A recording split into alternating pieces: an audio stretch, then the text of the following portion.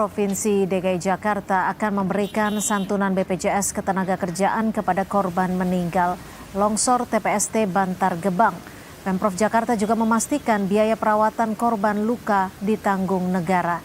Gubernur DKI Jakarta Pramono Anung mengungkap ada zona yang ditutup dan pengalihan aktivitas TPST Bantar Gebang ke zona lainnya. Pemerintah Provinsi DKI Jakarta memastikan korban yang meninggal dari PJLP Dinas Lingkungan Hidup akan mendapatkan santunan BPJS Ketenagakerjaan. Sementara biaya pengobatan bagi yang luka-luka sepenuhnya ditanggung oleh pemerintah DKI Jakarta. Sebagai langkah mitigasi, layanan di zona 4A ditutup sementara.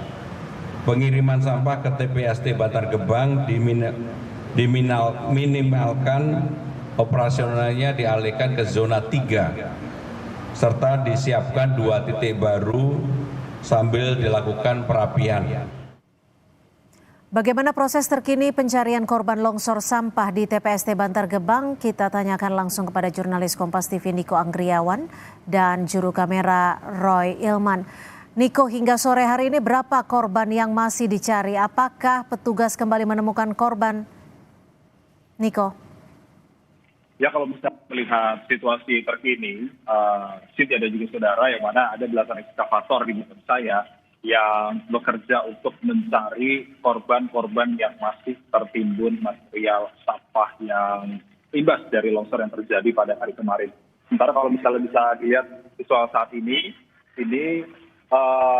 ekskavator-ekskavator yang bekerja di zona 4 ini untuk sementara dihentikan terlebih dahulu, dan juga tim SAR ini sudah beramai-ramai untuk berkumpul ke titik lokasi ekskavator ini bekerja. Tidak ada juga saudara. Ini diindikasikan menemukan satu korban baru yang baru saja ditemukan oleh tim SAR gabungan. Dan semuanya ini memang sudah prosedur seperti itu apabila menemukan body part atau diindikasikan adalah korban. Ini semua operasional yang berkaitan dengan penggalian menggunakan ekskavator ini dihentikan sementara untuk menghindari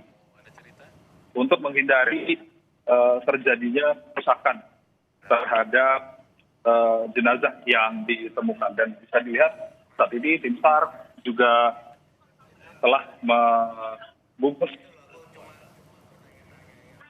yang diduga korban ini ke dalam kantung jenazah untuk nantinya akan dibawa langsung ke Rumah Sakit Polri Kramat Jati. Dan kalau misalnya terkait dengan pencarian, tidak ada juga saudara, sekitar ada belasan ekskavator atau belasan alat berat yang dikerahkan untuk mencari sejumlah korban yang di lokasi masih tertimbun material sampah di zona 4, kawasan tempat pembuangan sampah terpadu di Bantar Gebang. Dan kalau misalnya setelah dari sini, dan juga saudara, ini nantinya jenazah yang ditemukan akan dibawa ke Rumah Sakit Polri Kramat Jati untuk diidentifikasi lebih lanjut. Untuk sementara demikian, kita masih menunggu bagaimana proses jalannya evakuasi yang dilakukan oleh tim SAR gabungan untuk mengevakuasi korban longsor di Bantar Gebang sore ini. Niko, artinya hingga sore hari ini masih ada berapa korban lagi yang dilakukan pencarian dan apa sebenarnya kendala dari tim gabungan? Kalau tadi siang ini ada sekitar 5 orang yang ditemukan, kemudian pada sore hari ini baru saja ditemukan 1, dan indikasi sudah ada 6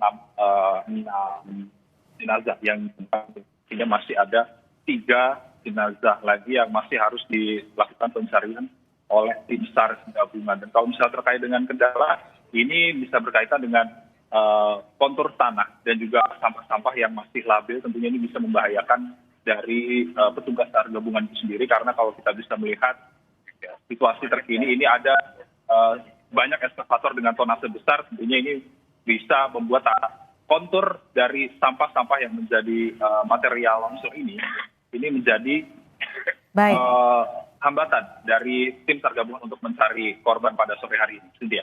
Baik, terima kasih Niko Anggriawan melaporkan langsung dari Bantar Gebang, Jakarta Timur.